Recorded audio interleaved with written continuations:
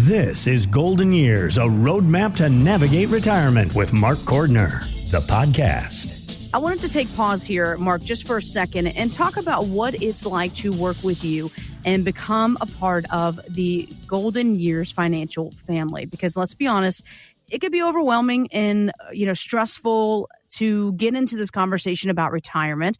And it is easily one of the biggest decisions you'll ever make in your life. So sitting across the table from someone like yourself and saying, okay, Mark, I like you. I like what you're talking about. I see your experience. But how do I know how to go about things? How are you, Mark, going to guide me through to get me through retirement with flying colors? What are the first appointments like? Well, there's a whole lot of questions because obviously I can't guide if I don't know where people want to go.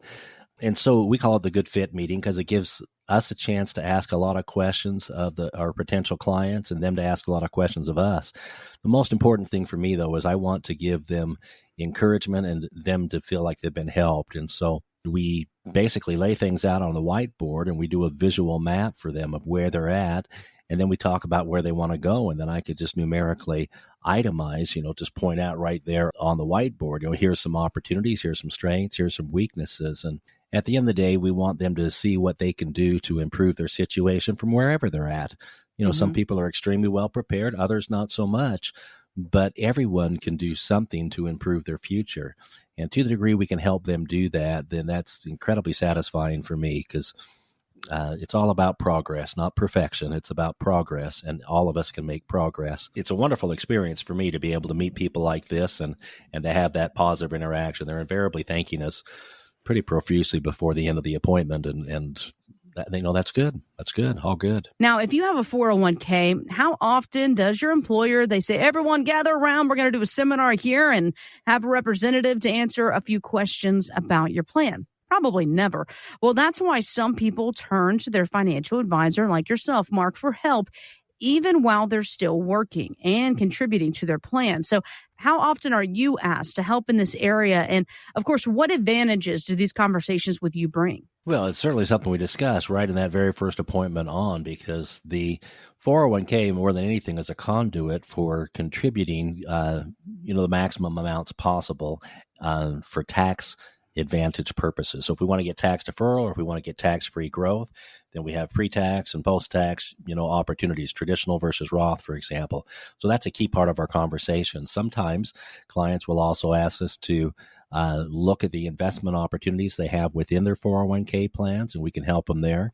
Matter of fact, I had a gentleman in last week who was thanking me for that. Actually, we had done a little bit of that on the side. It's not something we charged him for, but he was very pleased at the growth he's experienced in his 401k this last year, and that was because of selections that we had recommended.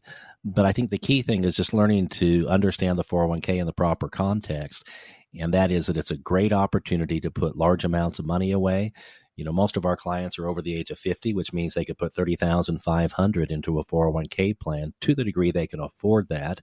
And then, of course, they have hopefully an employer's match that is even more than that. So when people are coming to me, they're typically between the ages of 55 and 65 or in their early 60s, just preparing to retire. And at that point, it's really less about getting the sexy returns. It's not so much about the return on the investment as it is just maximizing those final years of opportunity, because once we're no longer actively employed, that window closes and people are not able to contribute to these plans. If they have a spouse working, they can do a spousal IRA, but once you leave active employment, that 401k opportunity is typically just gone. And so we've got to make the most of it while we can. Absolutely. Take advantage, as you talked about, the company match. That's a big deal as well. Also seeing how much can you afford to contribute to yourself. You've always heard that saying, pay yourself first. This is a great opportunity to do that. And I want to go in this conversation a couple different ways here. First of all, is a 401k a retirement plan, Mark? Yes or no? Well, I would say no. It's a savings vehicle. It's certainly not a retirement plan. Well, plans and investments are two different things, and so we've got to be really clear about that.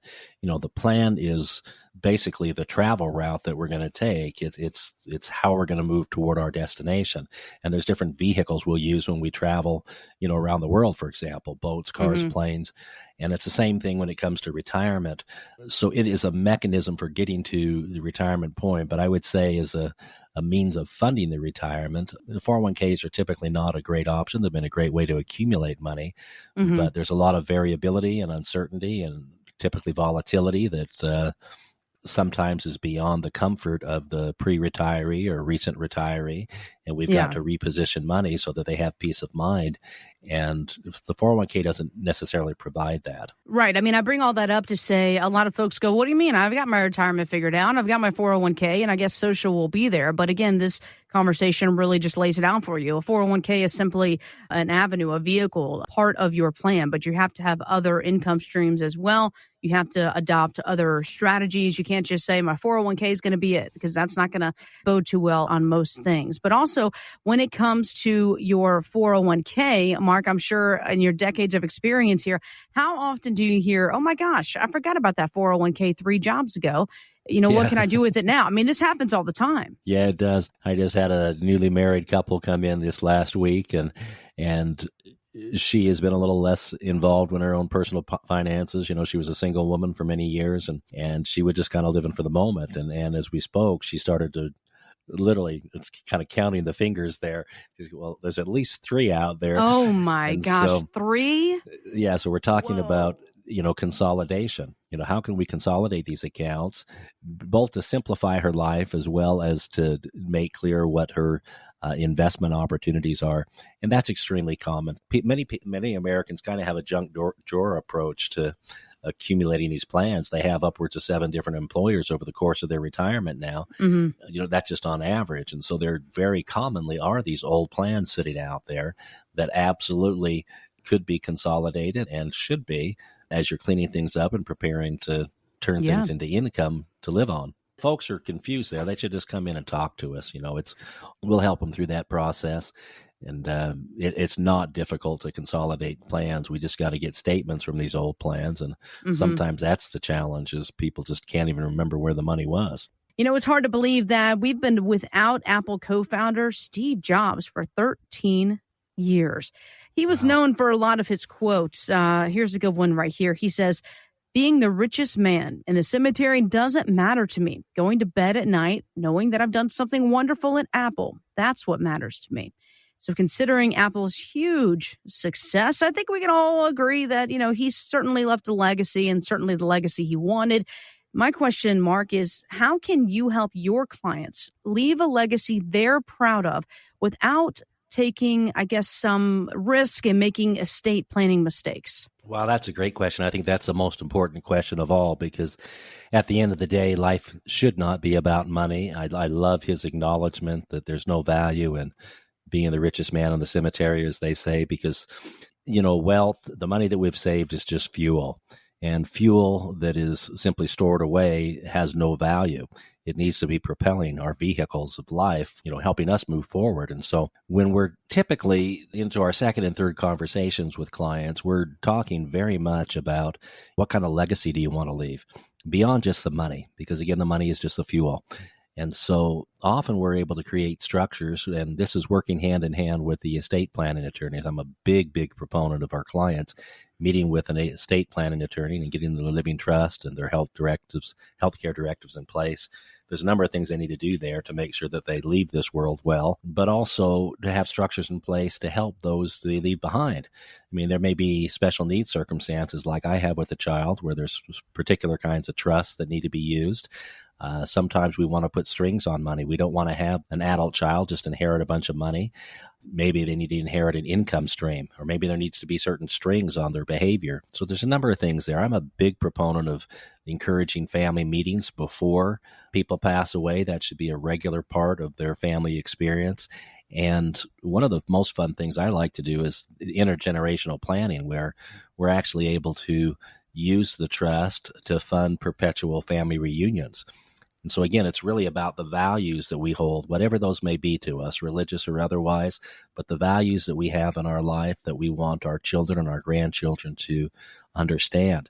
And so we have certain tools that we provide to our clients to help them, leave that written and sometimes video legacy to the children that tells them, here's the experience that I have, here's why certain things are so important to me, and this is what I want you to have.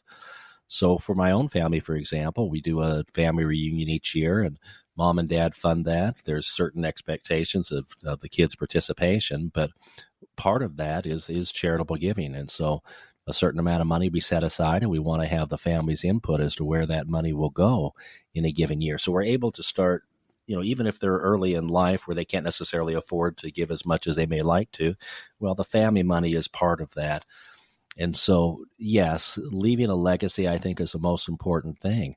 Life is not about money. And so we have to have these conversations early. We need to put structures in place, and that can be done working hand in hand with an estate planning attorney, which we're big advocates of. There's tax planning issues in there as well. How children inherit money, particularly IRAs, is how they end up having to keep it because they can't do Roth conversions, for example, after they inherit an IRA. There's a certain spend down requirement, typically over 10 years, where a non-spousal beneficiary has to spend the account down. So where are they going to put that money? We can leave instructions for that, and we can teach the second generation how to reposition the money to perpetuate tax-free goals, for example. So there's a lot that can be done here, and it's a critical part of the planning. I would say it's perhaps the most important after we get retirement income nailed down. I would agree with you on that because, essentially, this is your money you've worked so hard for. So once you've gotten your plan in place and that's prepared for you and your spouse, then you want to make sure that your money just, is gone to your family, right? That is dispersed the way you want it. And, when you hear the word estate, it has a certain flair to it that goes, that's only for the rich people, right? It's only for the ultra rich. I'm just this middle-class person trying to survive. I may have a little bit left over for my family. Estate is not what I have. How do you explain to somebody estate is not just for the wealthy or ultra wealthy? Well, to me, it's really about their life energy, because most people have traded their life, the hours and days of their life, to be able to accumulate money to take care of themselves in the future. And, very few of us know when we're going to leave this planet. And so often there's extra money left over. And that represents people's life energy. It represents the blood, sweat, and tears of all those years. And so once we get past just what money can do in terms of buying groceries, then we have to have these kind of conversations, in my opinion. How do we want the kids to inherit money? What do we want them to do with it? Do we want them to have, for example, these perpetual family reunions that are funded by grandma and grandpa?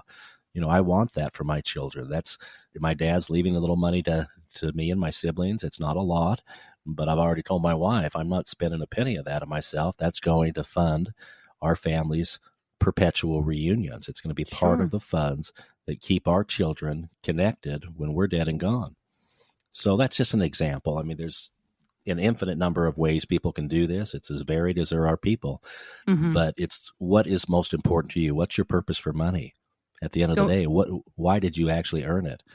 So if you want to have a conversation like this, let's get together. It's a complimentary experience, but we can share ideas with you that we've learned through, decades of reading and study and conferences, but most importantly, decades of meeting with hundreds and hundreds of people and getting ideas from a practical standpoint as to how true wealth is perpetuated. True wealth has little to do with money. It's more the social and emotional and psychological wealth that we've accumulated through a lifetime of learning that needs to be perpetuated. Just thinking about, I have a twin brother, for example, who extremely bright guy, has done very well financially, extremely well by modern standards. He's made a fortune in real estate in the Atlanta area, and it would be a real shame if I go to my grave and my children never have the experience of learning from him. So that's an example of the kind of family wealth that should be perpetuated. He should be part of my family reunions. And I feel that way. Every family's got circumstances like this where there's intellectual wealth and the wealth of experience that someone like he has should be shared. Otherwise, it dies with him.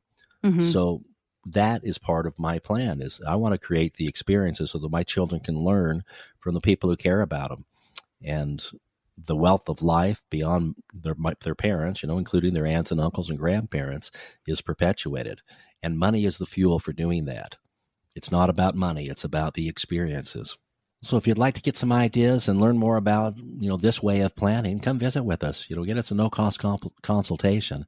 We can certainly share ideas with you that others have found to be very rewarding for their family and their perpetuation of their values, non-monetary values as well. Now, Mark, this is kind of big news here because we're enjoying the lowest tax rates that we'll ever see in our lifetime.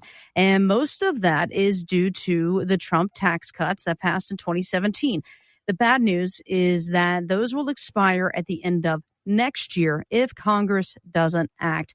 Tax expert Ed Slott tells Morningstar that it's opportune time for an IRA or Roth conversion conversation. Remember, a lot of your IRA is a debt owed back to the government. Your IRA is an IOU to the IRS. Your IRA is a joint account with Uncle Sam. But here's the difference. With a regular joint account, you generally own half. You have a joint account with Uncle Sam where you don't know what his half will be. That's yet to be determined based on how much money the government needs at the time you take that money out. Now you do know what the rates are. You're in control.